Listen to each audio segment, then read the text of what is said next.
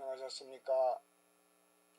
여러분 추석 명절 잘 쉬시고 연휴가 아주 길었는데 연휴를 잘 활용하시고 지금도 건강하시며 또 오늘 기쁘게 강의를 듣기로 결심했는지 궁금합니다. 공부는 언제나 힘들고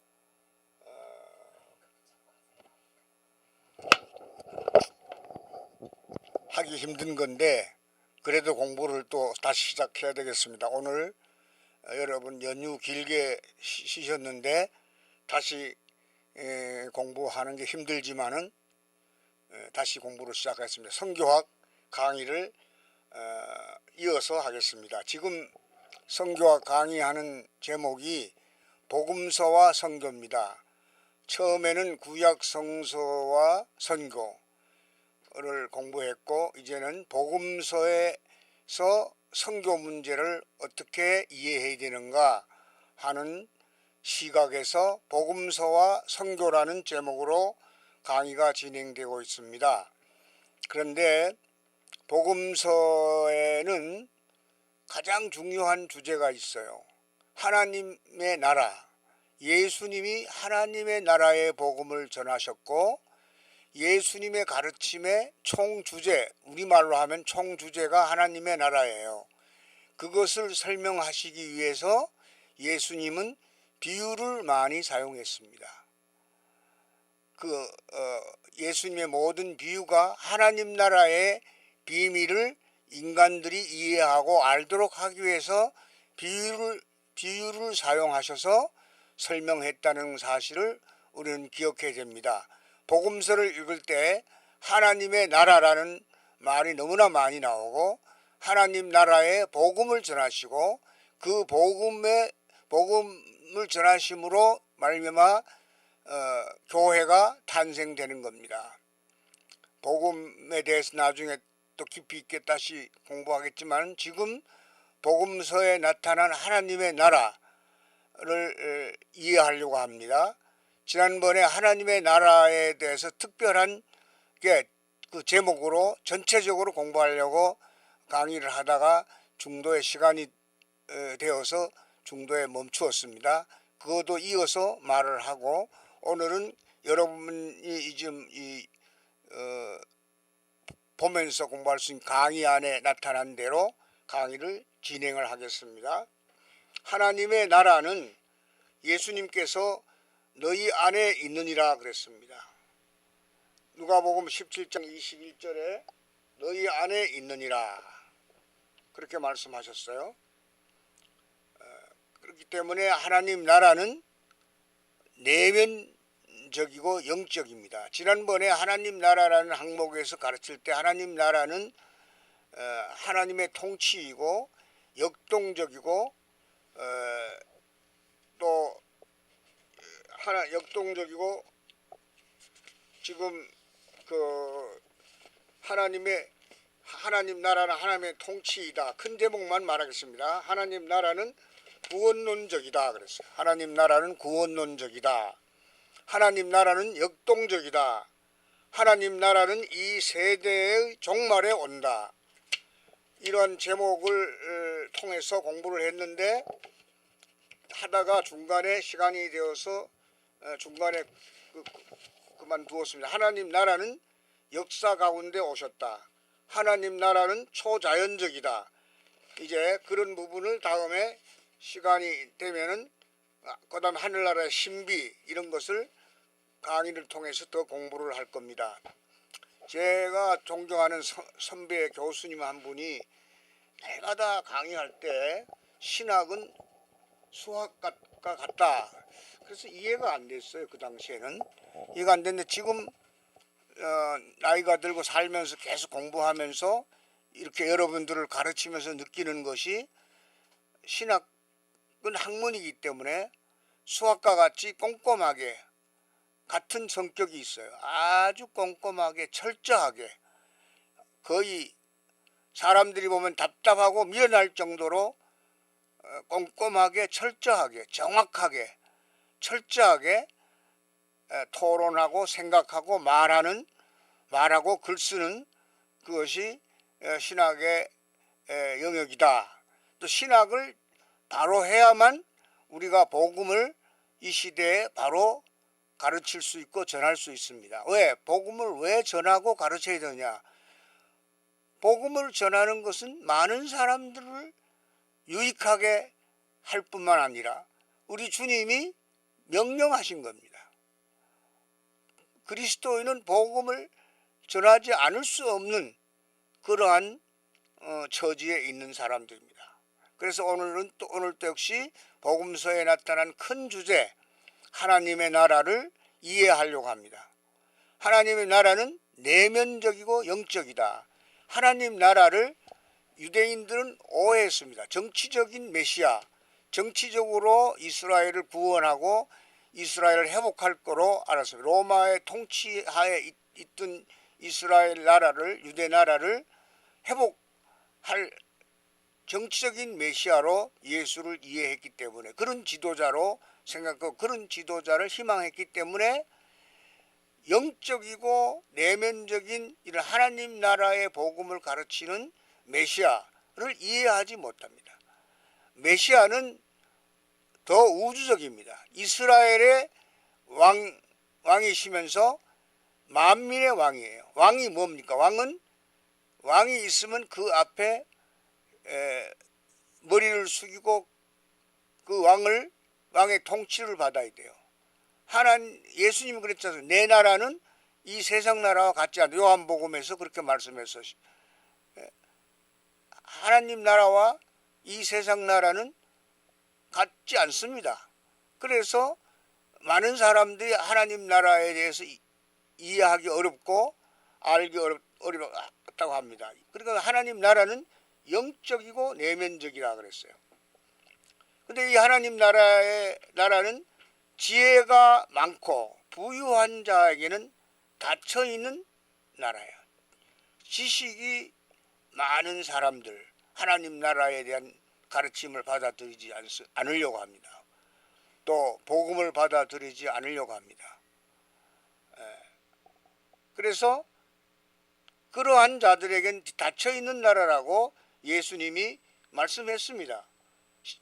마태복음 11장 25절에서 또 누가복음 18장 25절에서 그렇게 말씀했어요.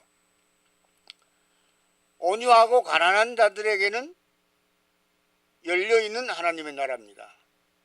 여러분, 이 하나님 나라를 이런 걸 통해서 성교학에서 가르치려고 하는 이유는 하나님의 나라가 어떠한 성격을 가지고 있는 것을 알아야 되기 때문에 가르치려고 하는 겁니다. 온유하고 가난한 자들에게는 열려있는 나라지만은 지혜가 많고 부유한 자에게는 닫혀있는 나라예요. 하나님 나라예요. 하나님 나라 비유를 예수님 당시에도 그랬습니다.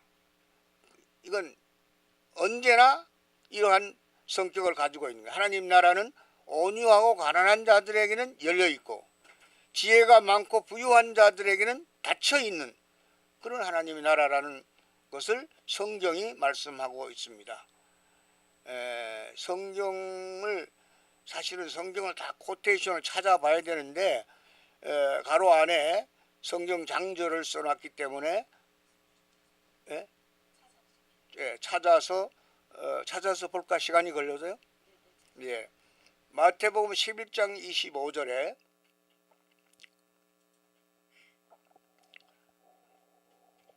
여러분 다 성경을 읽어서 잘 알고 있는 말씀입니다. 그때 예수께서 대답하여 가라사대 천지의 주제이신 아버지요, 이것을 지혜롭고 슬기 있는 자들에게는 숨기시고 어린 아이들에게는 나타내심을 감사하나이다. 옳소이다. 이렇게 된 것이 아버지의 뜻이니이다. 이렇게 예수님이 말씀을 하셨습니다. 11장에. 그러니까 슬기 있는 자들에게는 숨기시고 또 부유한 자들에게는 숨기시고 어린아이들에게는 나타내심을 감사하나이다. 사실 참 이 인간이요, 하나님 나라의 복음을 받아들이는 그 신비는 참 묘해요. 지혜 있는 자들, 공부 많이 한 사람을, 세상에서 학식이 있는 사람들, 이런 사람들은 이 성경 말씀을 아주 받아들이지 않는 그런 경향이 있어요. 그리고 또 겸손한 자들, 순박한 사람, 예수님의 제자들도 사실은 순박하고 소박한 사람들이었어요. 대단한 그 당시 사회 계층에서 높은 계층이라고 말하는 지위에 있는 사람들이 아니었어요. 그리고 온유하고 가난한 자들에게는 열려있는 하나님의 나라라 했습니다. 마태복음 5장 5절, 이 성경 찾는 거로 굉장히 시간이 걸려요. 5장 5절에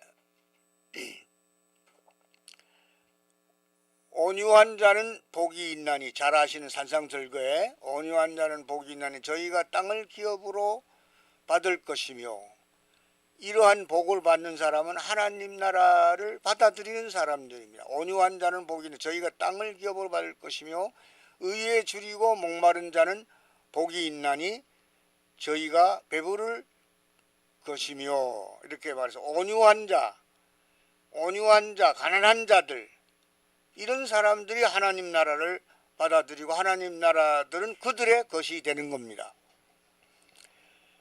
그 다음에 또 성경에서 말씀하기를 세리나 창녀라 할지라도 회개하기만 하면 열려있는 나라가 하나님의 나라예요. 하나님의 나라는 회개하는 자. 그 시대에 세리는 로마의 앞잡이 역할을 하면서 세금을 징수하는 사람이기 때문에 그 나라에서 굉장히 멸시를 받고 천대받고 아주 쉽게 말해서 그 사회에서 왕따 그룹에 속하는 사람인데, 그 다음에 부정한 삶을 사는 그 여자들, 그런 사람이라 할지라도 회개하기만 하면 열려있는, 회개가 그렇게 중요해요. 회개가 구원입니다. 여러분, 복음이 뭡니까? 복음의 내용이 죄 용서와 회개예요. 성경에는 죄 용서와 회개라는 단어가 쓰여 있지, 이제 중생이라는 말은 요한복음 3장 3절에서 3절 6절까지 있지만은 거기에는 거듭나야 된다. 니고데모에게 예수님께서 말씀하시기를 네가 거듭나지 않으면 하나님 나라를 볼 수 없다. 하나님 나라를 이해할 수 있는 사람은 누구냐? 하나님 나라를 보고 이해하고 그 하나님 나라의 축복을 누릴 수 있는 사람은 누구냐면 거듭난 사람들, 거듭나야 되는 겁니다. 중생해야 됩니다. 아무리 니고데모가 사내들인 의원이고 우리나라 지금 시대적으로 말하면 국회의원, 이스라엘의 국회의원에 해당되는 그런 높은 신분을 갖고 지위를 갖고 교육을 많이 받았다 하더라도 거듭나지 아니하면, 회개하지 아니하면, 회개한다는 말과 거듭난다는 말은 같은 말입니다. 말 표현이 달라서 그렇지 거듭나는 거 회개하는 게 같은 거예요. 회개하면 동시적으로 죄 용서를 받게 됩니다. 죄 용서를 받게 되면 동시적으로 회개하는 겁니다. 그래서 회개하는 거와 죄 용서받는 것은 제가 여러 번 되풀이해서 이건 중요하기 때문에, 복음의 핵심이기 때문에 이 말씀을 자꾸 하는 겁니다. 거의 입술에 붙어서 그냥 늘 말이 될 수 있도록 외워져야 될 수 있을 만큼 중요한 진리예요. 복음의 내용은 죄 용서와 회개. 하나님한테 회개하면 죄 용서를 받아요. 죄 용서를 받으면 의롭다 칭함을 받아요. 로마서 주제, 갈라디아서나 로마서, 바울이 그렇게 설명하기를 원했던 칭의 교리가 로마서에 있어요. 칭의, 죄 용서가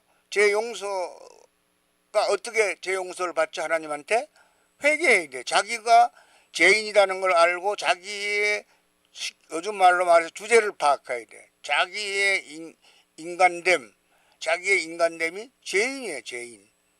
그 죄 문제가 해결되지 않으면 인간에게는 구원도 없고 행복도 없어요.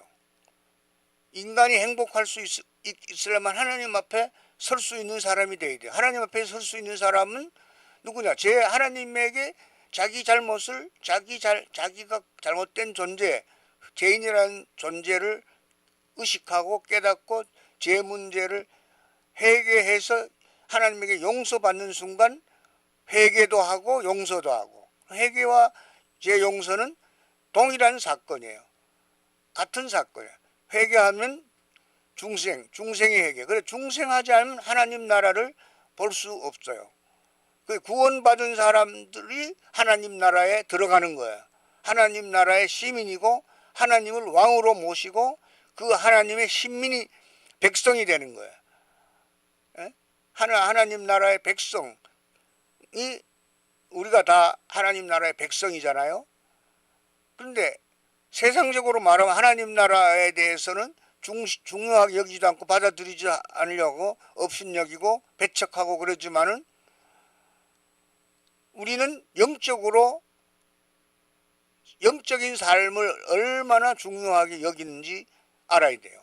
그리스도인은 영적인 삶이 중요하다는 걸 알았기 때문에 영적인 삶, 영적인 세계, 그것을 도저히 무시하고는 살 수 없다는 걸 알기 때문에, 영적인 세계를 무시하고 살면 그 삶의 궁극이 멸망이라는 것을 알기 때문에 일찍이 하나님 앞에 나와서 회개하고 중생하고 거듭나고 죄 용서받고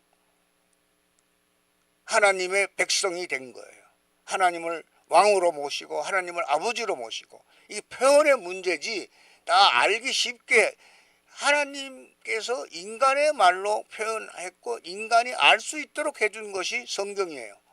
이 하나님의 말이 따로 있는 게 아니에요. 하나님의 말이 따로 있으면 인간은 소통을 할 수 없어요. 인간의 말로 쓰여 있는 거야. 성경은 특정한 나라, 구약은 히브리어로 쓰여 있고 또 신약은 헬라어로 쓰여 있어요. 또 구약과 신약과의 관계를 잘 알아야 돼요. 또 유대인들, 이스라엘 사람들, 왜 그들은 하나님 나라를 빼앗기고 먼저 이방인들이 하나님 나라의 축복을 누리게 됐는가를 성경을 통해서 이해하게 되는 겁니다. 그래서 지금 하나님 나라에 대해서 집중적으로 말씀 나누는데, 하나님 나라는 너희 안에 있느니라. 지혜가 많고 부유한 자에게는 닫혀있는 하나님의 나라다. 온유하고 가난한 자들에게는 열려있는 하나님의 나라이다. 세리나 창녀라 할지라도 회개하기만 하면 열려있는 하나님의 나라다. 성경 코테이션 조용할 때 찾아보시면 굉장히 은혜가 됩니다. 마태복음 21장 32절도 한번 볼까요?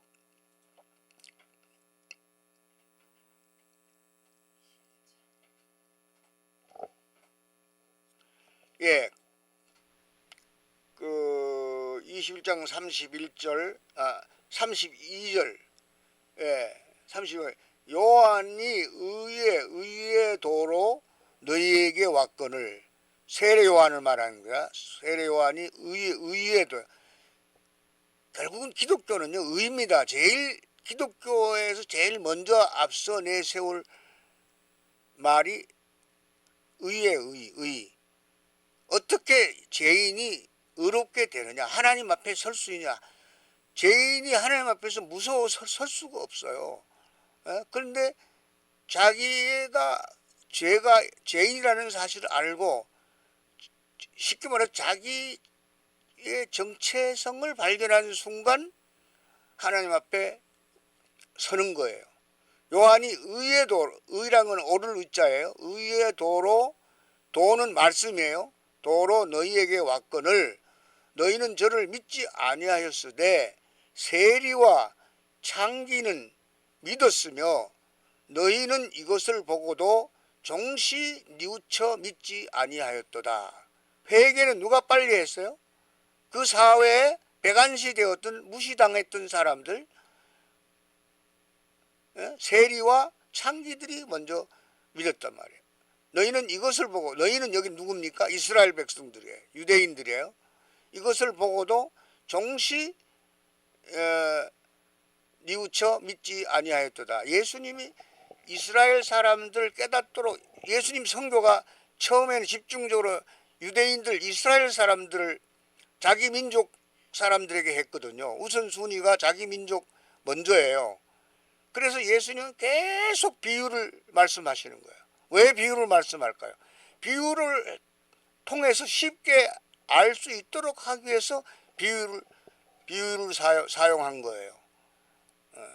예수님은 뭐 하나님이시고 하나님 아들이시니까 뭐 인간적으로는 좀 소위 뭐 천재들, 머리 좋다 그런 사람들이 메타포를 잘 쓰고 비유를 잘 사용하는 것을 알 수 있어요. 비유를 잘 설명하는 건 진리를 잘 설명한다는 말이에요. 비유로 말씀했어요. 모든 마태복음 13장에 하나님 나라에 대한 비유가 가득 차 있습니다. 그래서 예수님은 비유로 사람들을 가르치기를 가르쳤습니다.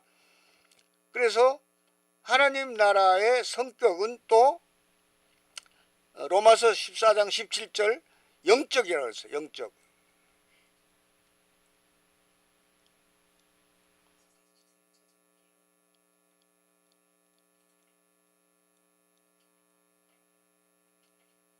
로마서 14장 17절에 하나님의 나라는 먹는 것과 마시는 것이 아니요. 먹는 것과 마시는 것 물질적인 거 아니에요? 하나님 나라는 물질적인 거 아니에요. 오직 성령 안에서 의와 평강과 희락이라. 영적인 거예요. 하나님 오직 성령 안에서 의와 평강과 희락이라 그랬어요. 사실 신학이 그렇게 사람들이 쉽게 쉬운 학문으로 하는 절대 그렇지 않아요. 더 신학은 사실 신학을 하는 사람은 책임이 있는데 더 정확하게 전달되고 가르치기를 원해야 돼요. 왜냐하면 그만큼 중요하기 때문에. 신학에서 잘못되면 너무나 큰 문제가 일어나기 때문에. 예. 뭐 자연과학만 중요한 게 아니에요. 사실 자연과학도 제가 아는 범위 내에서는 서구의 자연과학이 시작된 것이 17세기인데 16세기에 칼빈이 인간의 이성의 독자성을 다시 세워요. 그 당시 서구는 종교적으로 어거스틴 이후 중세 시대 가톨릭 천주교가 하나의 보편적 교회로 세워졌잖아요.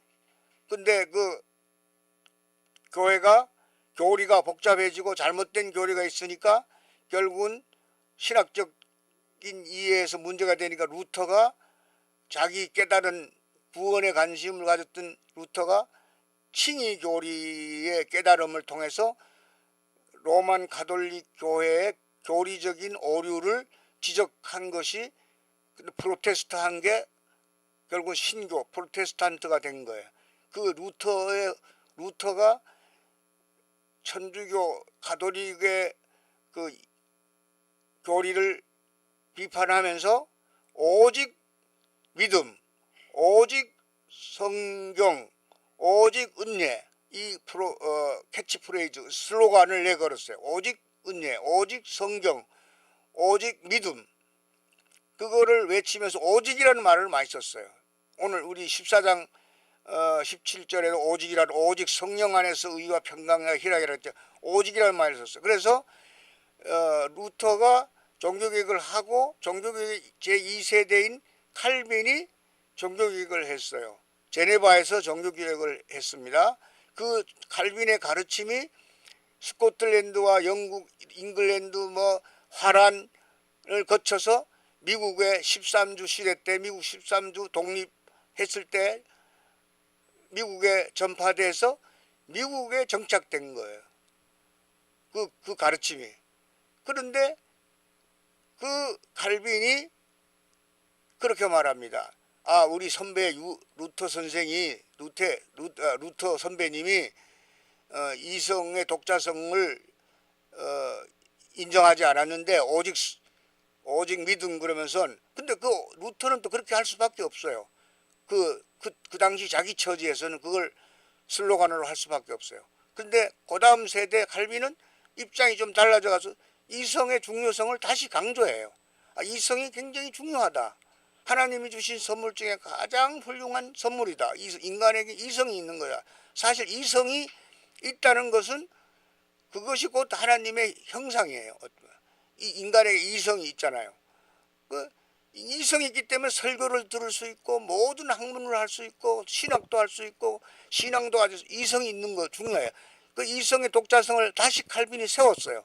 세웠는데 그 이성이 중요한 하나님의 은사다라는 말씀을 한 것이 계기가 돼서 17세기 초에 그 이성의 독자성이 다시 회복되는 통에 서구에서 자연과학의 탐구가 시작이 된 거예요. 그 17세기 초에 자연과학의 탐구가 오늘날 이런 물질 문명의 근본이 된 거예요. 제가 늘 쉽게 말합니다. 우리 과학이 기독교에서 나온 거예요. 기독교 문명에서 나온 거예요.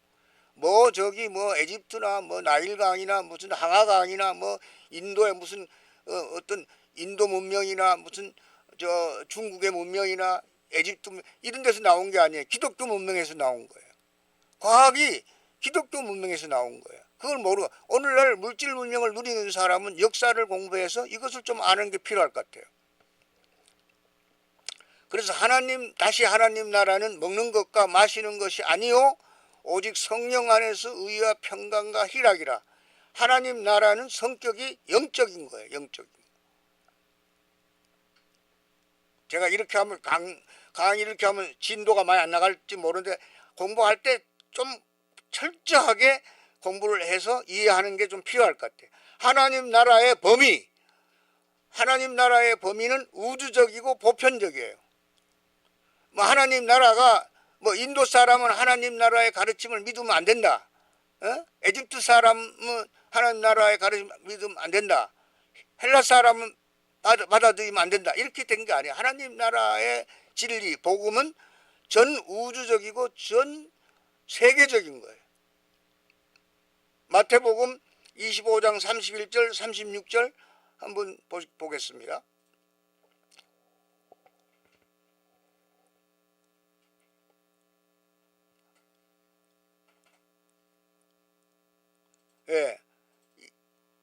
읽어보겠습니다. 인자가 자기 영광으로 모든 천사와 함께 올 때에 자기 영광의 보좌에 앉으리니 36절까지 모든 민족을 그 앞에 모으고 각각 분별하기를 목자가 양과 염소를 분별하는 것과 같이 하여 양은 그 오른편에 염소는 왼편에 두리라. 그때 임금이 그 오른편에 있는 자들에게 이르시되 내 아버지께 복 받을 자들이여 나와 창세로부터 너희를 위하여 예비된 나라를 상속하라. 내가 줄일 때에 너희가 먹을 것을 주었고 목마를 때 마시게 하였고 나그네 되었을 때 영접하였고 벗었을 때에 옷을 입혔고 병들었을 때에 돌아보았고 옥에 갇혔을 때 와서 보았느니라. 이렇게 여기 마태복음 25장 말씀에 이런 비유가 있어요. 예수님께서 말씀하실 때 내가 벗었을 때 이거는 예수님한테 직접적인 말이 아니에요.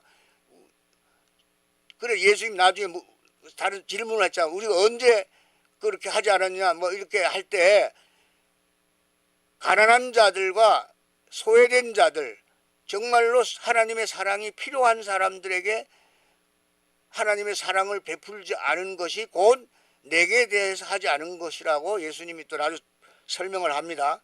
하나님 나라는 모든 민족 우주적입니다. 어느 민족을 제외하지 않아요. 어느 민족은 배타적으로 제외하지 않습니다. 그래서 선교사들이 가는 곳은 땅끝까지 어느 나라든지 가야 돼요. 사실 우리나라도 선교사들이 와서 우리나라를 이렇게 잘 사는 나라가 될 수 있도록 기초를 놓아준 거예요. 선교사회가 전에도 얘기했지만 선교사들의 그 사역 그걸 통해서 우리나라가 한국 교회가 얼마나 세계 모범이 될 수 있을 정도로 성장한 교회입니까? 선교사도 많이 보내고. 근데 가만히 생각해 보니까 기독교의 가르침은 물질적으로 풍요할 때에는 그게 잘 받아들여지지 않는 것 같아요. 그리고 교회도 타락하고 교회도 본질에서 떠나고.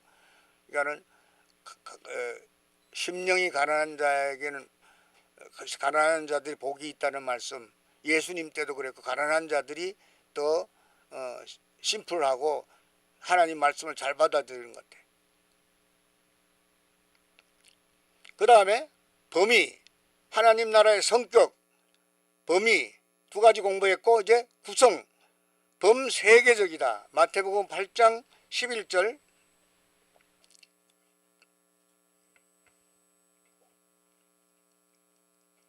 8장 11절 구성, 하나님 나라가 어떻게 구성되어 있는가, 하나님 나라의 범위가 어디까지인가, 하나님 나라의 성격은 어떤 것인가, 이거를 지금 하나하나 따지는 거예요. 예? 8장 11절, 또 너희에게 이르노니 동서로부터 많은 사람이 이르러 아브라함과 이삭과 야곱과 함께 천국에 앉으려니와 나라의 본 자손들이 누구죠? 이스라엘이에요. 이스라엘.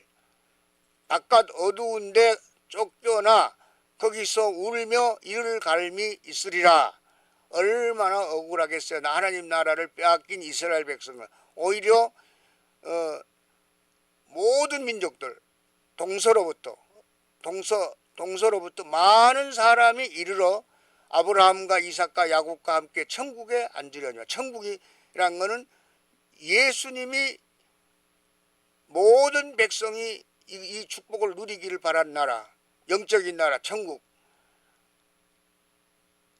사람이요, 영적인 거 무시하면 돼. 사람은 존재가 영적이잖아요. 영적인 걸 빼면 사람의 존재가, 사람이 만약에 영적인 걸 빼면 짐승이나 다를 거 없죠. 그래서 오늘날 매스메디아, TV나 신문을 통해서 아주 듣고 보기 싫은 뉴스가 많이 나오잖아요. 왜 그래요? 그 사람들이 인간인데도 인간이 무엇인지를 이해하지 못한, 인간의 본질을, 영적인 존재라는 걸 모르는 거예요. 그래서 교회는 선교의 책임을 가져야 돼요. 복음을 듣지 않으면 인간의 삶이 결국 육적인 거고, 인간의 삶이 육적인 거는 곧 짐승 차원으로 떨어지는 거예요. 우리 인간이 예술과 문화와 신앙과 이런 거 없이 존귀한 존재가 될 수 있겠어요? 학문, 예술 다 하나님의 형상대로 지음받았기 때문에 학문, 예술, 신앙 교회잖아요. 뭐 신앙이란 건 기독교 신앙만 있는 게 아니라고 또 말하지만은 우리 기독교인 입장에서는 진리는 하나밖에 없어요. 그런데 다 위대한 사람들이 진리를 추구하다 보니 뭐 여러 종교가 있게 된 거죠. 뭐 굉장히 좋은 가르침이 많아요, 종교. 제가 다른 건 보지 않았지만 중국 고전인 유교 경전 같은 거 읽으면 나름대로 도덕적이고 윤리적이고 인간의 삶에 큰 교훈이 되는 가르침이 있어요. 그러나 성서하고 비교할 때 이거 매체로 나가는데 많은 사람들이 비난할지 모르지만 진리는 하나밖에 없습니다. 그래야 진리지요. 진리가 이것도 있고 저것도 있고 그러면 그 진리가 너무 정확하지 않죠. 진리는 하나죠. 법칙이니까. 그래야 이제 또 하나님 나라의 구성, 범세계적이라는 말씀을 공부했습니다. 그 다음에 기간은 영원해. 하나님 나라의 기간은 영원하다. 요거 하나님 나라 공부할 때 좀 까다롭게 공부해 볼 필요가 있어요. 누가복음 1장 33절,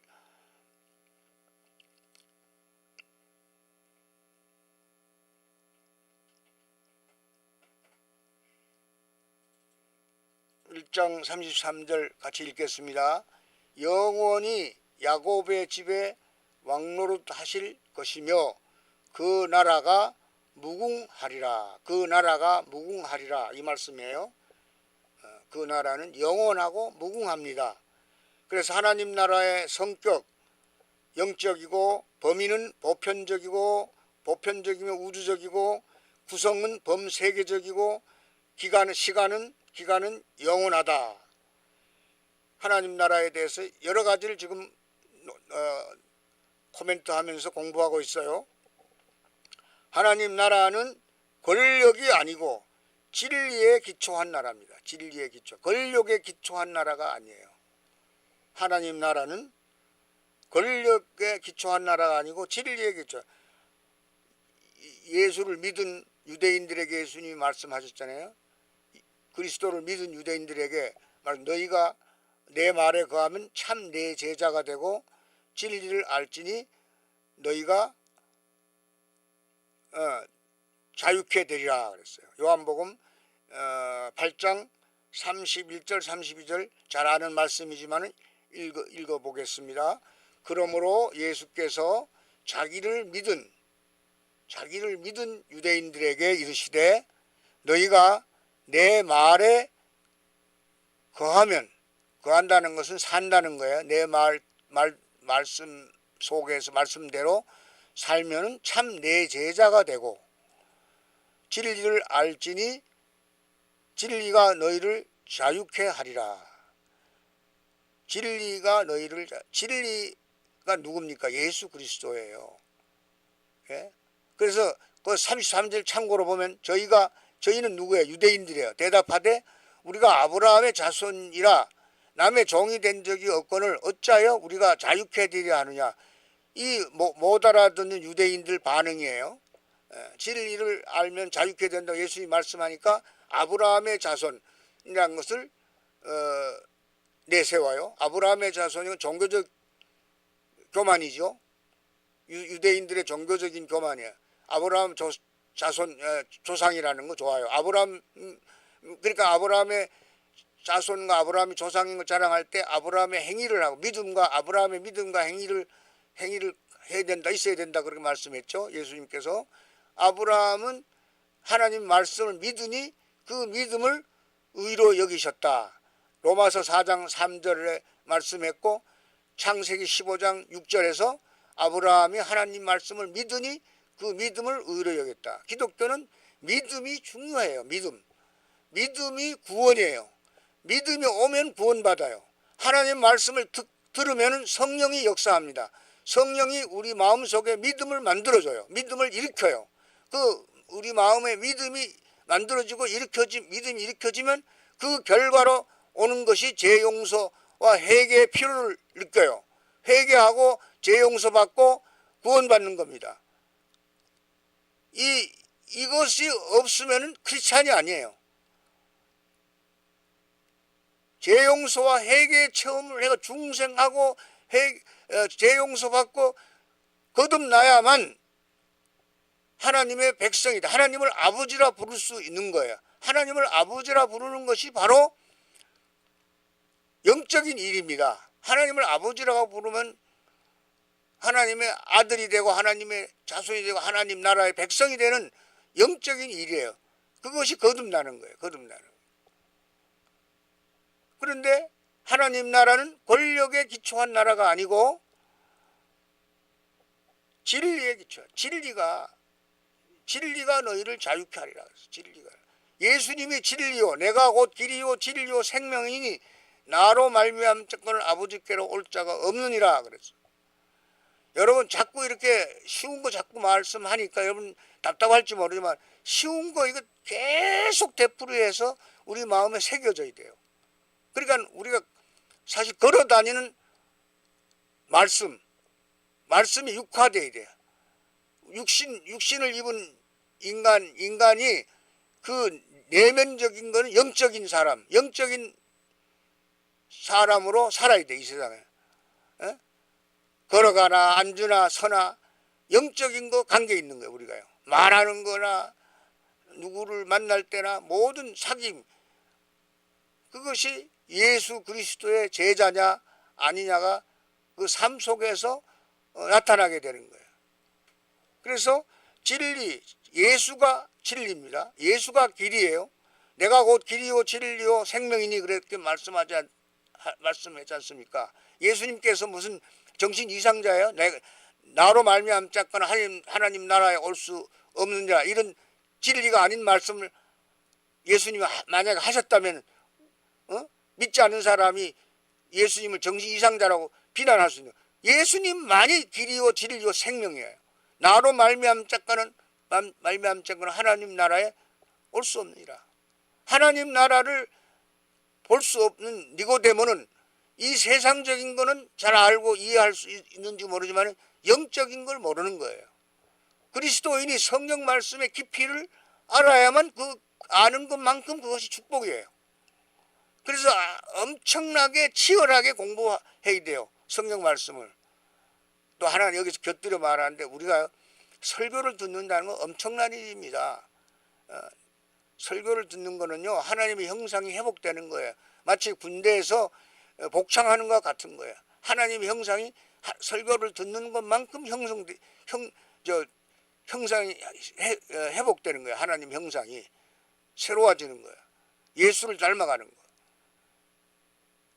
그래서 하나님 나라에 대해서 지금 강의를 하고 있는데, 하나님 나라는 권력이 아니고 진리에 기초한 나라다. 그 다음에 또 율법이 아니고 사랑에 의해 다스려지는 나라다.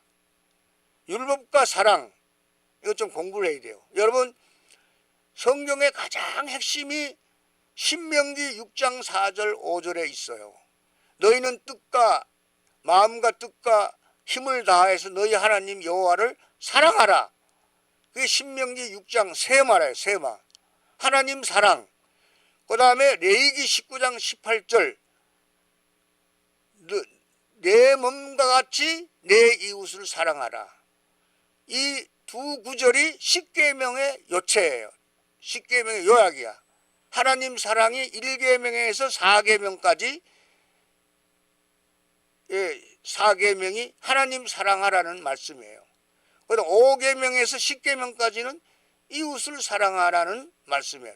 첫째 돌판, 둘째 돌판이 사랑이에요. 한마디로 말해서. 기독교는 사랑입니다. 근데 사랑을 설명하긴 참 쉽지 않아요. 그런데 사랑을 설명한 두 사도가 있어요. 요한 사도와 바울 사도는 사랑을 설명하려고 애를 많이 썼어요. 요한 서신을 보면은 하나님의 사랑에 대해서 자세한 설명이 있고, 바울도 고린도전서 13장 한 장 전체를 할애해서 사랑에 대해서 설명했어요. 그래서 성경 읽으면 사랑이 이런 것이구나 알 수 있어요.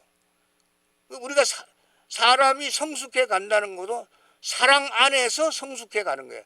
얼마만큼 사랑하느냐. 자기를 사랑하고 이웃을 사랑하고 하나님을 사랑하고, 우리 세 가지 긍정해야 돼요. 하나님을 긍정하고 세계를 긍정하고 자신을 긍정해야 돼요.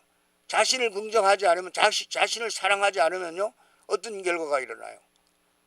자신을 사랑하지 않는 사람이 대체로 자살하고 문제를 일으키고 범죄하고, 자신을 사랑하지 않기 때문에 자기를 사랑하는 법을 하나님 안에서 배워야 돼요. 이런 것이 모든 것이 성경에 기록돼요. 하나님을 사랑하고 이웃을 사랑하고 자신을 사랑하고. 근데 십계명은 하나님 사랑하고 이웃 사랑하라는 걸 요약이 돼 있어요.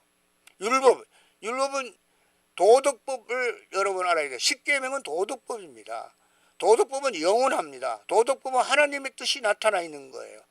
살인하지 말라, 도둑질하지 말라, 간음하지 말라, 이런 모든 말씀은 십계명에 들어있는데, 그 십계명의 율법을 읽고 들을 때 거기에서 하나님의 뜻을 알 수 있어요.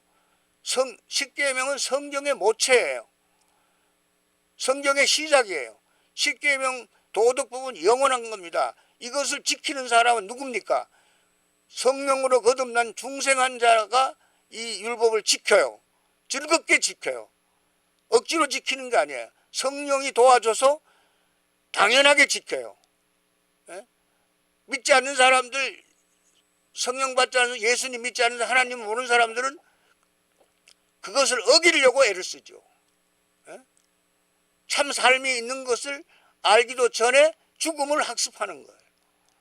계명을 어기는 게 죽음을 학습하는 거예요. 죽음을 배우는 거예요.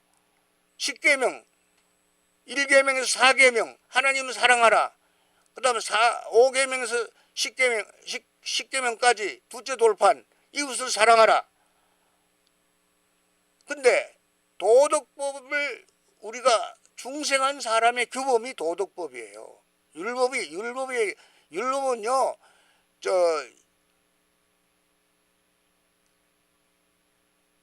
칭의에 관계될 때, 재용모습 받을 때만 율법과 복음이 서로 반대지, 율법은 자연법은 하나님이 인간에게 도덕법을 준 거예요. 그 도덕법을 통해서 하나님의 뜻을 알 수 있어요. 그 도덕법을 우리나라에 그런 이단이 한 분 있었어요. 여러분 잘 아시는 세월호 사건을 일으킨 그 구원파라는 이단 기독교파가 있었어요. 그 사람들은 이 도덕법까지도 안 지켜도 된다고 자유를 하나님이 진리로 말하면 자유케 했다는 말을 사용하면서 자유를 방종과 연결시켰어요. 도덕법도 안 지켜야 돼. 그러니까는 성화되는 삶이 보장되지 않는 거예요. 거룩을 무시한 거예요. 그래서 율법 폐기론자예요. 그런 사람은. 율법 폐기론이 뭐예요? 율법을 도덕 폐기론, 율법 폐기론이라고 그래요. 율법에는 세 가지 태도가 있어요. 인간의 율법주의, 예수님이 율법주의를 되게 싫어했어요. 바리새인들 율법주의자 있잖아요. 사두개인은 정치적인 그룹이에요. 바리새파, 그 다음에 예수님 당시에 그 파가 몇 파가 있었어요. 에세네파가 있어요. 에세네파는 그 세례 요한이가 속해 있었던 에세네파가 있었는데, 이 사람들은 결혼도 반대하고 특수 공동체에 들어가 가지고 결혼도 하지 않고 금욕 생활을 하면서 아주 철저하게 금욕주의적인 삶을 살았던 사람이 에세네파, 세례 요한이 그 그룹에 속했고, 바리새파가 있어요. 바리새파는 율법을 문자 그대로 지키려고 했던 사람들이에요. 율법주의죠. 예수님도 율법주의를 되게 위선자로 막 욕하고 막 저주까지 하면서 싫어했어. 왜냐하면 율법의 종이 되면 안 되잖아. 율법주의라는 건 율법에. 그리고 자유가 어디 있어요? 율법에서 해방되지 않으면 자유가 어디 있어요? 율법의 권능에서 해방되고 죄에서 해방돼야만 그렇지 않은 자유가 있는 건데, 율법주의하고 그다음에 율법 폐기론, 그다음 갈라디안주의라는 게 또 있어. 갈라디안주의. 갈라디아서에 있는 내용대로 구원은 믿음으로 받는데 율법을 율법주의로 지켜야 된다. 율법주의로 할례도 받아야 되고 율법주의식으로 율법을 지켜야 구원받는. 구원만 믿음으로 구원받는 거는 인정을 해요. 갈라디아 교인들이 갈라디아 교회를 바울이 세웠는데 믿음으로 구원받는다는 진리를 가르쳐서 구원의 복음을 잘 전해서 갈라디아 교회가 섰는데, 그 다음에 유대주의자들 교사들이 그 교회에 들어와서 바울의 복음을 부정하는 거야. 그렇지 않다. 복음을 들어도 다시 율법주의식으로 율법을 지켜야 된다. 그래서 종의 멍에를 매지 마라. 그래서 갈라디아서는 자유의 헌장이라 할 정도로 자유에 대해서 말해, 어떤 것에 종이 되지 마라, 율법에 종이 되지 마라, 자유를 가르쳤어요. 그래서 그걸 갈라디안주의라 그래. 타협한 거죠. 믿음으로 구원받아도 결국은 바리새파 사람처럼 율법주의식으로 율법을 지켜야 된다. 그렇게 주장하는 게 갈라디안주의예요. 갈라디안주의, 그다음에 율법주의, 도덕 폐기론자, 이런 세 가지 태도가 있어요. 그래서 율법이 아니고 사랑에 의해서 다스려지는 나라. 저는 그 성경에서 가장 중요한 단어를 한 3개 정도 사랑하고 주장하고 있어요. 진리, 사랑, 자유,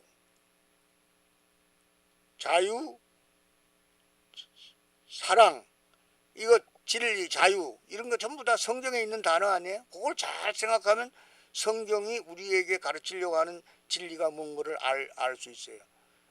예를 들어 진리를 알지니, 진리를 알아야 됩니다. 너희가 말씀에 거하면, 예수를 믿은 유대인들에게 예수님이 한 말씀에 너희가 말씀에 거하면 진리를 알게 되고, 진리를 알면은 그 진리가 너희를 자유케 하리라. 갈라디아서의 주제도 그겁니다. 율법이 아니고 사랑에 의해 다스려지는 나라입니다. 로마서 13장 8절 10절 사랑은 절대예요. 바울이 그걸 설명했어요. 로마서 8장 35절 이하에서. 우선 로마서 13장 8절에서 10절 중요한 말씀이니까 한번 찾아서 읽어보겠습니다. 율법이 아니고 사랑에 의해 다스려지는 나라다.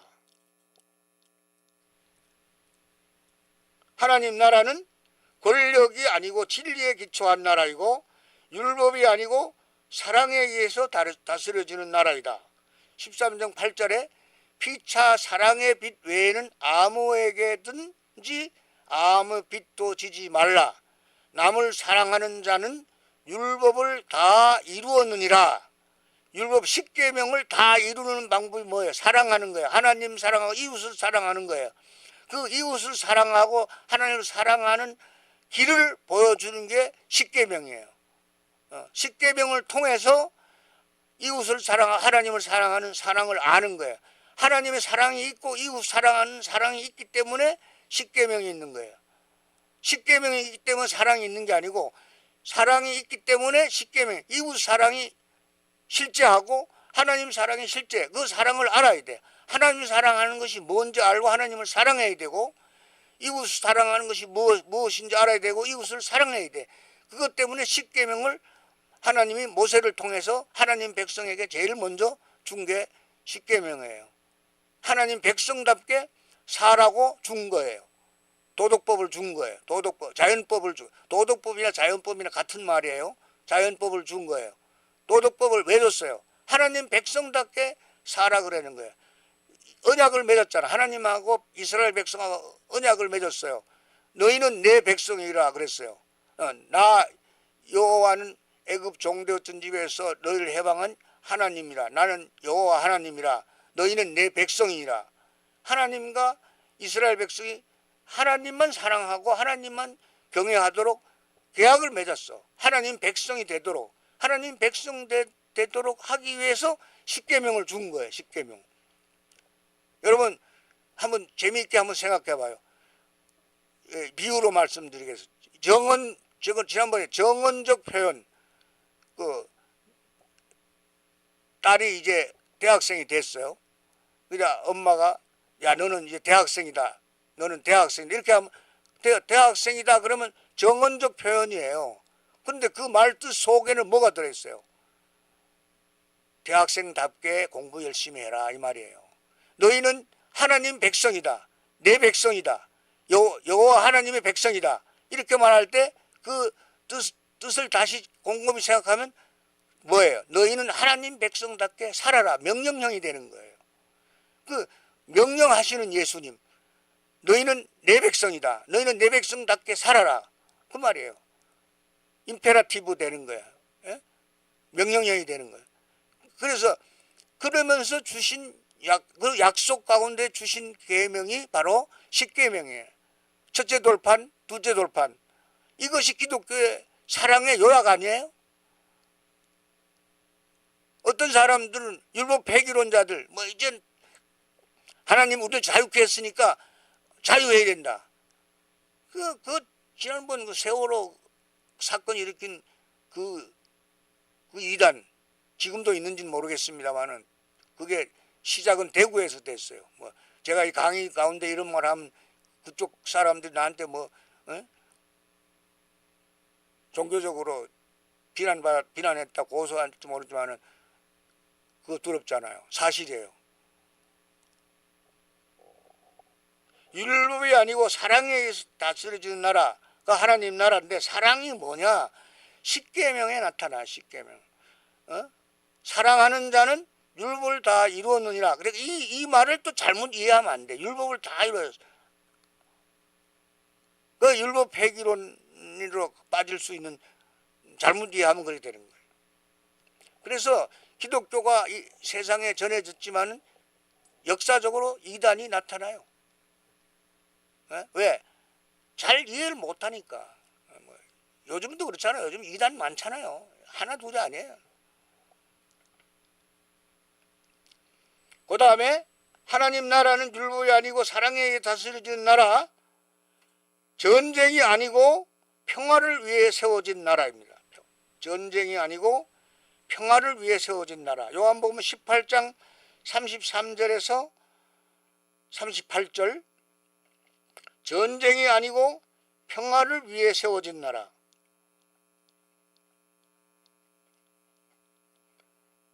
요한복음 18장에 있어요. 33절, 33절부터 38절까지 좀 긴데 읽어보겠습니다. 33절, 이에 빌라도가 다시 관정에 들어가, 관정이라는 것은 관청에 있는 뜰, 관정에 들어가 예수를 불러 가로되 내가 유대인의 왕이냐? 예수께서 대답하시되 이는 네가 스스로 하는 말이뇨? 다른 사람들이 나를 대하여 내게 한 말이뇨? 네가 들어서 한 말이냐? 네가 스스로 하는 말이냐? 묻는 거예요. 예수님이 다시 빌라도에게. 빌라도가 대답하되 내가 유대인이냐? 빌라도가 대답하되 내가 유대인이냐? 빌라도는 유대인이 아니잖아요. 로마의 총독이지. 유대인이냐? 내가 1인칭을 썼잖아요. 내가 유대인이냐? 내 나라 사람과 너의 나라는 뭐야? 이스라엘이죠. 너의 나라 사람과 대제사장들이 너를 내게 넘겼으니 네가 무엇을 하였느냐? 예수께서 대답하시되 내 나라는 이 세상에 속한 것이 아니라. 요 중요한 말 나오잖아요.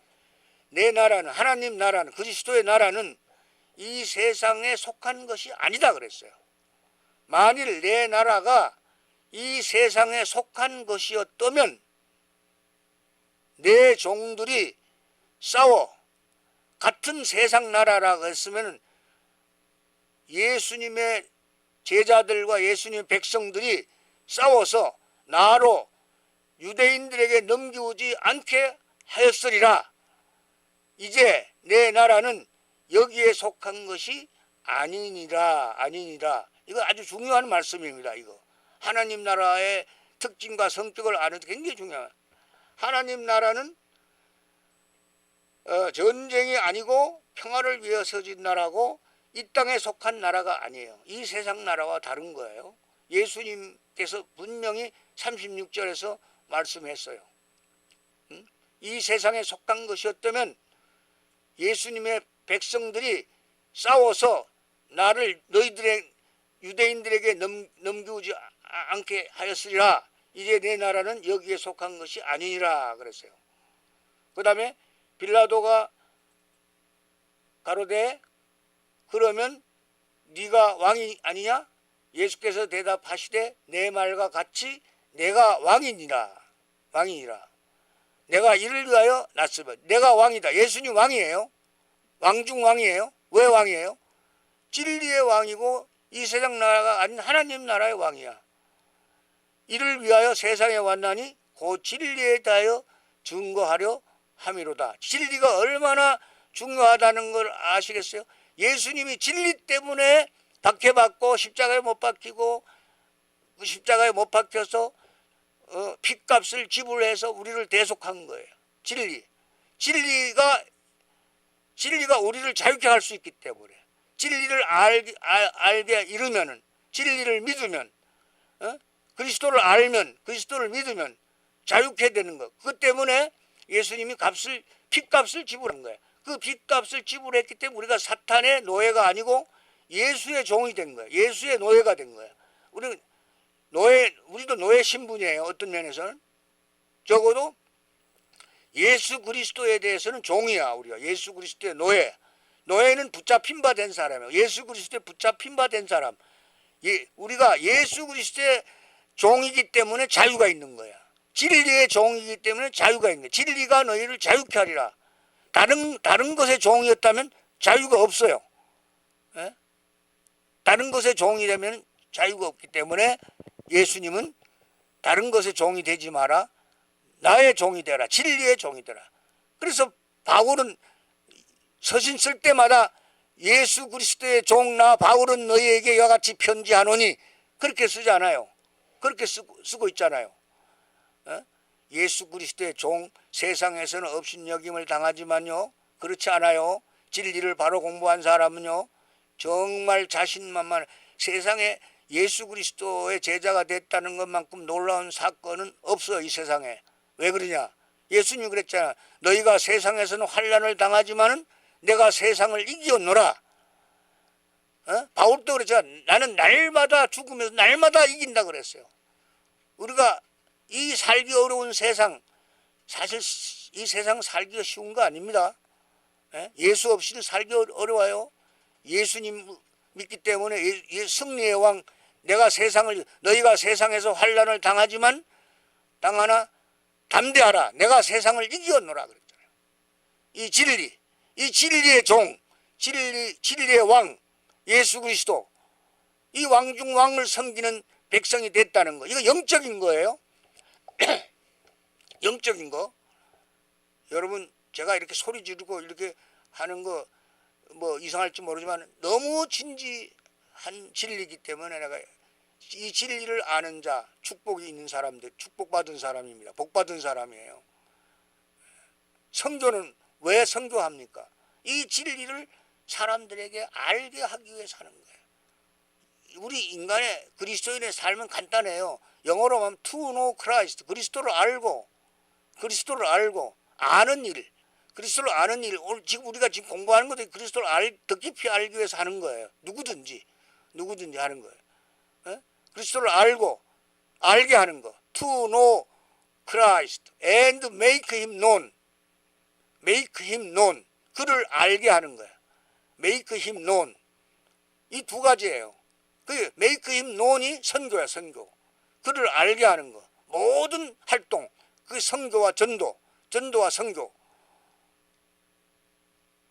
전도와 선교 이 두 가지.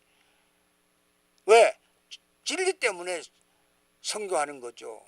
진리, 예수 그리스도가 인간을 구원할 수 있고 인간을 인간되게 하고 인간의 삶을 행복하게 하고 인간 삶 전체를 구원할 수 있는 진리가 아니라면 누가 어리석게도 미개한 땅에 우리나라에 와서 선교한 사람 중에 가족들 다 잃어버리고 뭐 병들고 고난당하고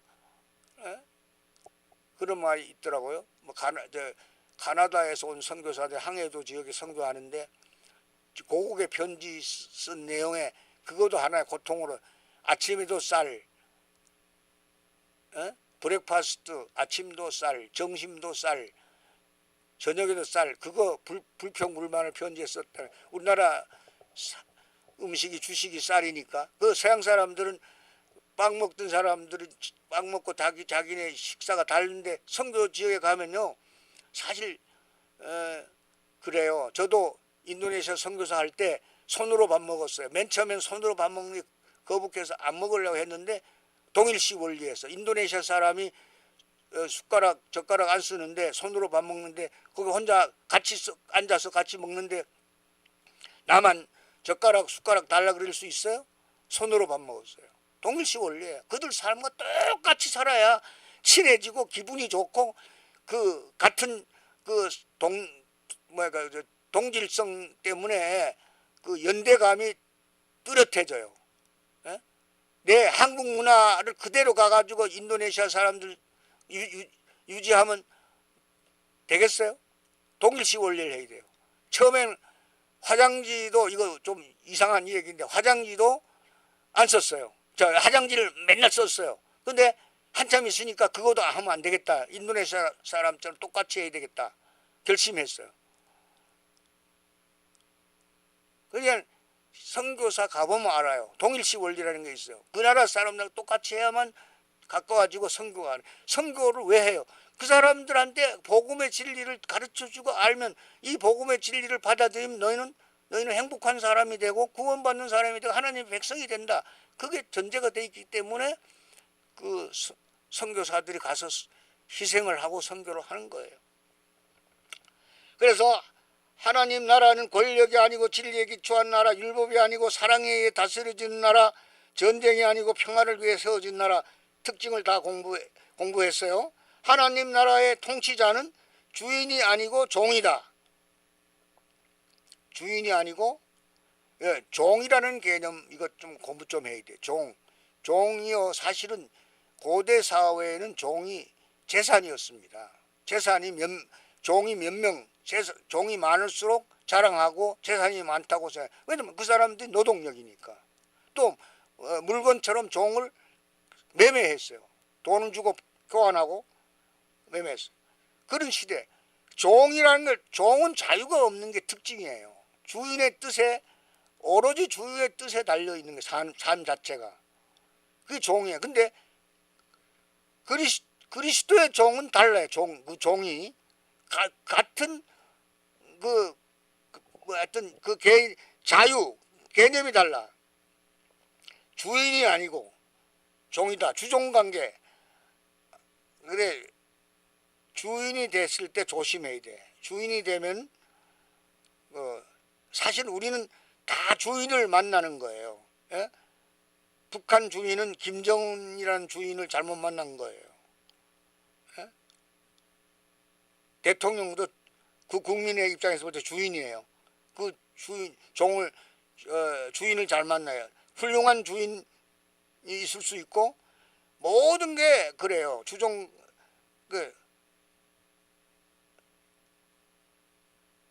근데 그 개념이 기독교에서는 달라지는 거예요. 예수님은 그랬잖아요. 지배하고 군림하는 그런 자세의 주인이 아니에요. 섬기는 자가 종인데 섬기는 자가 높다 그랬어요. 섬기는 자가 귀하다 그랬어요. 그래서 서번트십이라고 그래요. 기독교에는 서번트십이 있어요. 종의 도리가 있어요. 종의 도리. 종이 그리스도의 섬기는 자가 더 높다 그랬어요. 섬김을 받는 자보다. 예수님이 이 세상에 오신 목적도 내가 내 목숨을 대속물로 주려 함이고 내가 섬기려 왔다 그랬어요. 마가복음 10장 45절인가? 잘 모르겠는데 거기에 그 말씀이 있어요. 내가 온 것은 섬김을 받으려 함이 아니고 섬기려 왔고 내 목숨을 대속물로 주기 위해서 왔다. 서번트십, 종. 근데 이런 진리는 다른 종교에 있어요? 서번트십 진리가 다른 데 있어요? 다른데? 있으면 좀 가르쳐주면 내가 좀 배우고 싶어요. 없어요. 기독교 그리스도의 가르침에만 있어요. 예? 낮아지는 자가 높고 낮아지려고 하는 자가 높아지고 그래서 섬기는 자가 높다 그랬어요. 주인이 아니고 종이다. 하나님 나라를 통치하는 사람은 주인이 아니고 종이에요. 예수님 자신이 종이에요. 종의 형체로 오셨어요. 예수님 낮아지시고 종의 형체로 오셨어요. 그러니까 나보다 남을 낮게 여기고 자기를 나보다 다른 사람을 존중하는 이런 자세가 기독교인의 성숙한 종의 모습이야. 왜? 가르침을 그리스도의 가르침을 제대로 성경 말씀을 제대로 배웠다면 그걸 알아야 되잖아. 그런데 지배하려고 하고 불림하고 막 남을 무시하고 건방지고 말이야. 그럼 그건 그리스도인이 아니에요. 그런 그리스도인 중에 그런 사람이 있다면 그리스도의 가르침을 받은 사람이 아니에요. 섬기는 자, 낮아지는 자, 역설적이야. 그리스도의 가르침은 이 세상 진리하고 어쩌면 거의 반대야. 반대. 주인이 아니야. 주인이 다스리는데 이 세상 나라는 종이야. 종. 마태복음 20장 25절 28절 한번 찾아볼까요?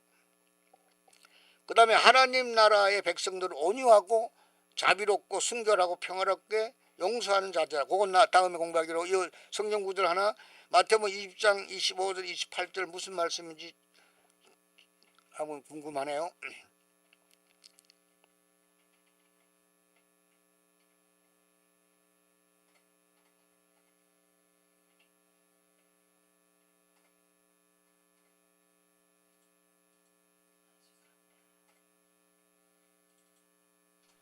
네, 거기에 무슨 말씀이 쓰여 있는지 한번 봅시다.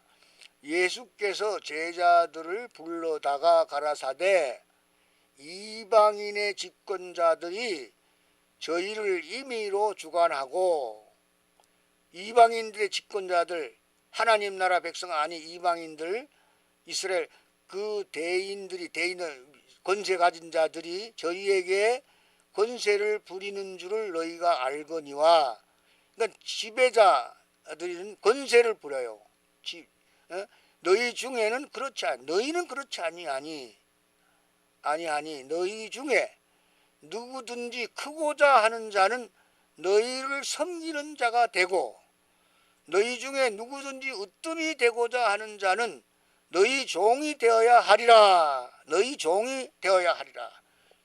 으뜸이 되고자 하는 자는 종이 되어야 하리라. 이게 인자가 온 것은 섬김을 받으려 함이 아니라 도리어 섬기려 하고 자기 목숨을 많은 사람의 대속물로 주려 함이니라. 기독교 윤리, 그리스도인의 삶이 어렵다는 것은 세상이 옳다고 하는 것과 정반대가 되는 것을 진리로 삼아요. 사실은 인자가 온 건 대부분 사람은 섬김을 받으려 하는데, 그리스도인은 섬기는 자야. 종이야, 종. 너희 중에 누구든지 으뜸이 되고자 하는 자는 너희 종이 되어야 하리라. 이렇게 가르쳤어요. 성경 읽기가 힘들 거예요. 왜? 어떤 사람들은 이거 읽으면 이 윤리를 우리가 지킬 수 있을까? 회의가 의심이 들어갈 거예요. 근데 이렇게 하라는 것이 주님의 명령이고 주님의 뜻이에요. 주님의 말씀이에요. 이 말씀을 진리로 받아들이는 자가 그리스도인이에요. 그래서 하나님 나라를 지금 공부하는데, 하나님 나라의 통치는 주인이 아니고 종이다 그랬어요. 하나님 나라의 통치자는 주인이 통치하는 것이 아니고 종이 되는 것이다. 종이 되는 것이다. 종이 되어야 하나님 나라의 통치자가 되는. 하나님 나라의 백성들은 온유하고 자비롭고 순결하고 평화롭고 용서하는 자들이다. 이건 하나님 백성들의 특징을 설명하고 있는 거예요. 온유하고 자비롭고 순결하고 평화롭고 용서하는 자들이다. 요거 참 중요한 말인데 우리 이렇게 되려고 애를 써야 될 거야. 온유하고 자비롭고 순결하고 평화롭고 용서하는 자들이다. 근데 참 이거 어려워요. 저도 용서가 제일 어렵더라고. 용서가 제일 어려워요. 살아보니까 용서가 제일 어려워요. 옆에서 뭐 이상한 사람들 많아요. 그럼 이상한 사람들에 대해서 앵그리하고 분노하기 쉽지 용서하기가 쉽지 않더라고. 너무 이상한 사람들이 많으니까. 너무 이상하죠. 내가 어떤 마을 지금 이사했습니다. 어떤 마을에는 공동주택 아파트에서 20년을 살았는데 20년 동안 제가 고난당한 건 담배 간접 흡연. 그렇게 말해도 안 들어요. 정말 이 세상 윤리 사람들 이해가 안 돼. 이해가. 정말 괴로움 서퍼링 당한 거예요. 그러면 이웃을 우리가 마음대로 할 수 없잖아요. 가르칠 수도 없고, 가르치면 가르친다고 받아들이면 문제가, 가르칠 수도 없고 뭐 야단칠 수도 없고 명령할 수도 없고 참아야 되는 길밖에 없는 거예요. 여러분요, 이 사회 간단하지 않습니다. 사람들 간단하지 않습니다. 정말 이러한 세상에서 기독교의 윤리를, 그리스도의 가르침을 받아들이고 그리스도의 가르침대로 살려고 한다는 건 대단한 겁니다. 대단한 거.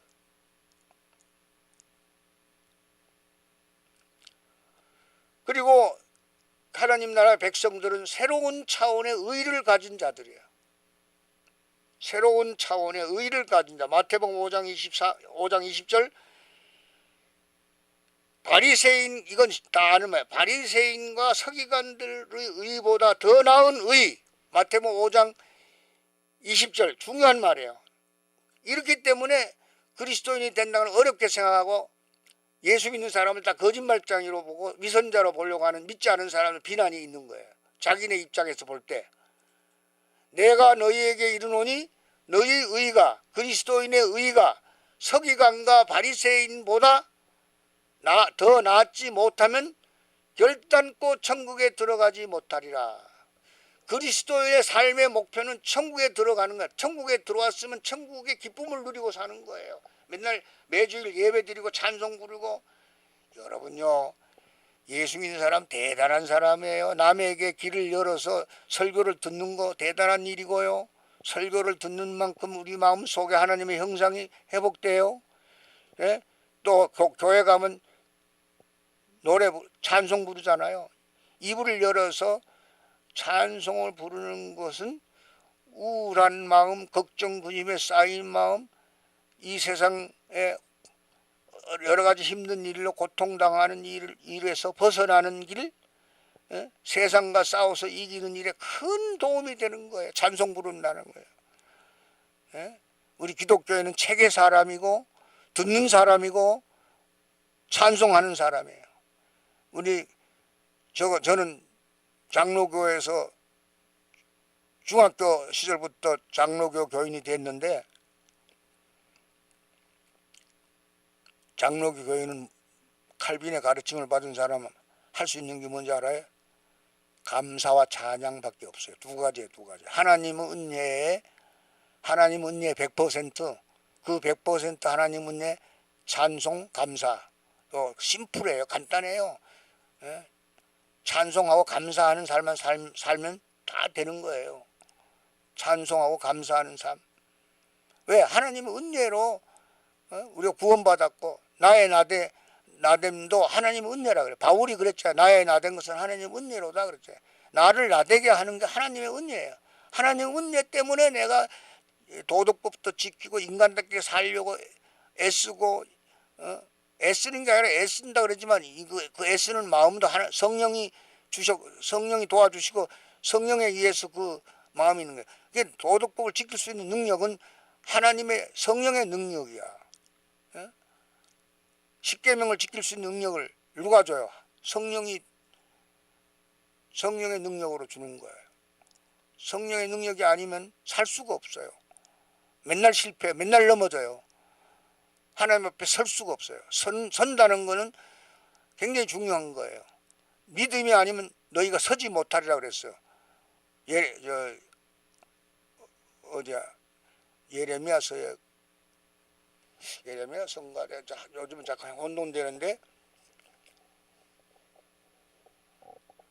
서지 못하리라.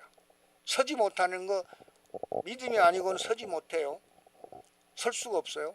서지 못하는 거는 구원받지 못한 거예요. 그래서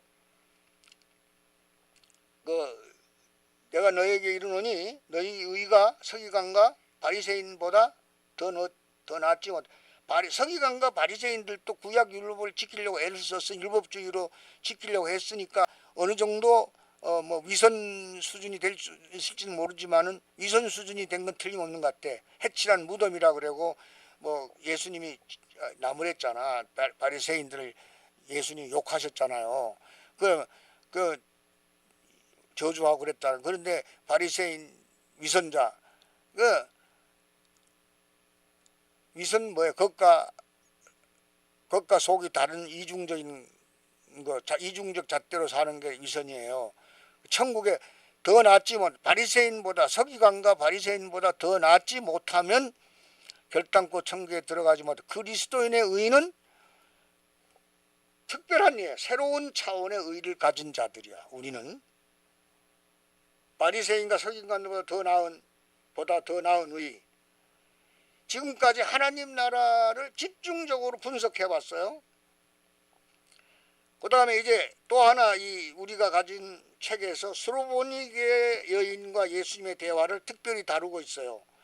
그런데 거기에 예수님이 이스라엘 집의 잃어버리는 어린 양에게로 가라. 예수님의 선교의 우선순위가 이스라엘이야. 먼저 이방인의 길로도 가지 말고 사마리아인의 고을에도 들어가지 말라. 이거 오해하는 식으로 생각하면 안 돼요. 예수님이 이방인의 길로 가지 말고 사마리아 고을에도 들어가지 말라. 그러면 예수님이 이거 포용하지 않았다. 이스라엘만 관심 가졌다. 이렇게 하면 그건 아주 경강부회야. 잘못 해석하는 거야. 오해하는 거야. 우선순위가 먼저 스로보니게 여인은 이방인이잖아요. 에? 그래서 이 말씀이 이방인들 구원 사역에서 제가 하는 것인가? 아닙니다. 그게 아니에요. 시간이 없었어. 예수님이 그랬잖아. 응? 차라리 이스라엘 집에 잃어버린 양에게로 가라. 그랬어요. 그래서 예수님의 선교 출발이 동족으로부터 시작했습니다. 이스라엘의 모든 동네를 다니지 못하여서 이스라엘 모든 동네를 다 다니기 전에 인자가 올 것이다.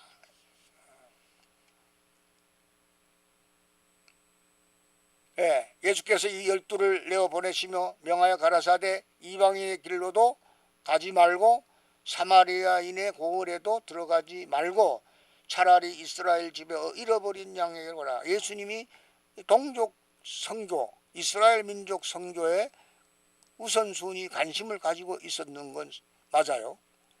그래서 수르보니가 여인하고 대화를 오해하는 사람. 예수님이 보편적으로 이방인들 제외하는 거 아니야. 보편적이 아니라 특수하게. 그게 아니에요. 범세계적이 아니고 예수님 제자들을 파송 때 예수님의 선교가 제자들에게 명령할 때 범세계적이 아니고 하나님 나라의 초대 대상이 하나님의 언약 백성이었다. 그때는 메시아 왕국의 초대 이스라엘 백성 언약에 대한 우선권이야. 언약에 대한 이스라엘 백성이 하나님과 언약을 맺었잖아요. 너희는 내 백성이 되고 나는 너희 하나님이 되리라. 이스라엘 언약, 나는 애굽 땅 종되었던 너희를 구원하신 여호와 하나님이다. 나는 여호와 하나님이다. 아까 설명했어요. 여호와 하나님이다. 너희는 내 백성이다. 에? 그들을 이스라엘은 불응해요. 응하지 않아. 하나님의 백성 되기를 받아들이지 않아. 그리스도의 죽음으로 왕의 죽음으로 만민이 그에게 옵니다. 이제 그들은 하나님 나라 백성 자격을 상실해요. 받아들이지 않아. 잃어버려요. 왜? 교회에 들어오지 못하니까. 교회가 하나님 나라의 백성, 하나님 나라를 받아들인 사람들이거든. 하나님 나라와 교회는 동일한 게 아니에요. 교회는 하나님 나라를 이 땅에 오게 하는, 이미 하나님 나라는 이 땅에 왔고 오고 있고 올 것이다. 종말적으로 오신다. 온다. 하나님 나라 온다. 이렇게 우리가 믿는데, 교회는 하나님 나라의 선도자, 영어로 말하면 페이스메이커. 왜 운동선수들 뛸 때 옆에서 같이 뛰어주는 사람 있잖아요. 그걸 선도자라 그래요. 선수들 뛸 때 페이스메이커라 그래. 페이스는 도보, 보조, 걸음걸이 아니에요. 페이스, 메이커. 그러니까 교회가 독일어로는 스리트마커인데 선도자예요. 선도자. 앞에서 교회를 이 땅에 알게 해주는 선도자. 동일하지 않아요. 교회와 하나님 나라는 동일하지 않아요. 그런데 하나님 나라의 백성 자격을 상실했기 때문에 교회에 들어올 수가 없어요.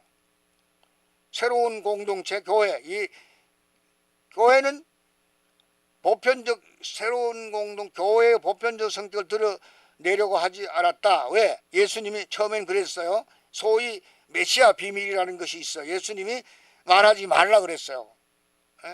그건 당분간이죠. 마태복음 16장 20절에 보면은 메시아 비밀, 소위 메시아 비밀이라는 게 있어요. 메시아 부탁을 했어요. 말하지 말라 뭐 이런. 마태복음 16장 20절에 메시아 비밀이 나타납니다.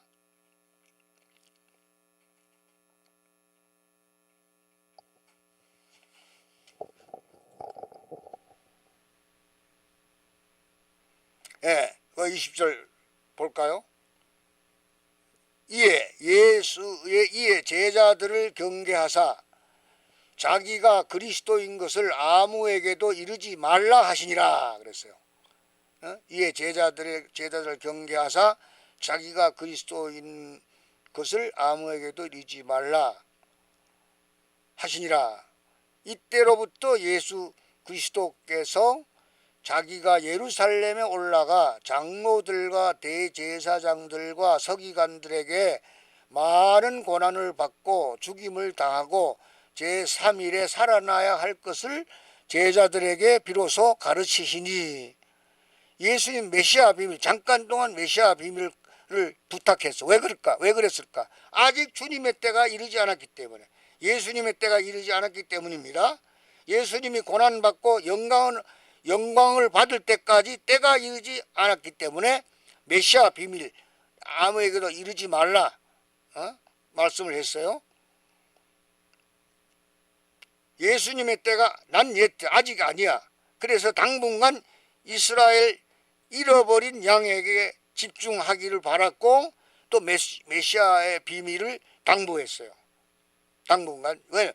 예수님이 고난받고 영광 받을 때까지 그것이 필요했기 때문에 그렇게 하셨어요.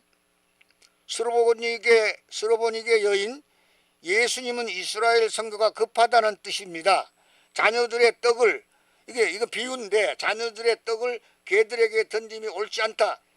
이거 누가 한 말이에요? 예수님이 한 말이에요. 지금 이방인들 한테 떡을 줄 시간이 아니다. 여인은 태어났어요. 근데 그 이방 여인이 참 말을 잘했지. 태도가 좋았지. 주인의 상에서 부스러기를 먹을 수 있나이다. 종도 주인의 상에서 부스러기를 먹을 수 있나이다. 이방인도 하나님 나라의 복음의 복을 받을 수 있다. 받아야 된다. 그렇게 주장을 하는 거야. 예수님이 그때 칭찬해. 여자야, 내 믿음이 크도다. 마가복음에는 자녀로 먼저 배불리 먹게 할지니, 이렇게 마태복음 7장 20절 쓰여 있어요. 말씀이 첨가되어 있습니다. 이것을 보면은 예수님이 이스라엘 선교, 잃어버린 어린 양에게 먼저 가라는 그 우선순위에 대해서 우리가 알 수 있고 느낄 수 있어요. 이스라엘에 먼저 선교하는 거예요. 이건 시간 문제 때문에 그래요.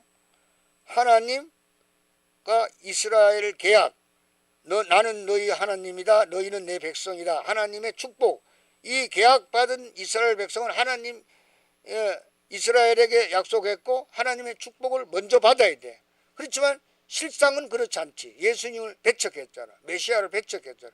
메시아를 마지막 십자가에 못 박았잖아요. 그러나 예가 발견됩니다. 이방인들에게 사렙대 가부와 수리와 나만 장군 요나의 니느웨 성의 해계를 적고, 이런 것은 예외. 그리고 세례 요한은 율법의 마지막이에요. 율법의 마지막. 율법은 누구야? 모세는 요한복음 1장에 있는 말씀인데, 그 은혜와 진리는 예수 그리스도로 말미암고 율법은 모세로 말미암는다는 말이 요한복음에 나와요. 그 세례 요한은 율법의 마지막이야. 율법의.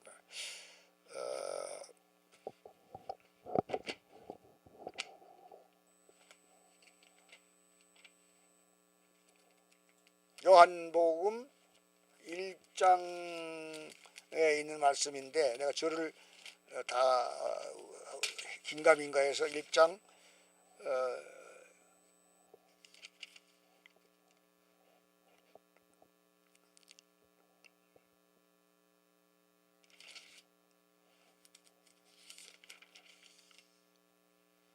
그걸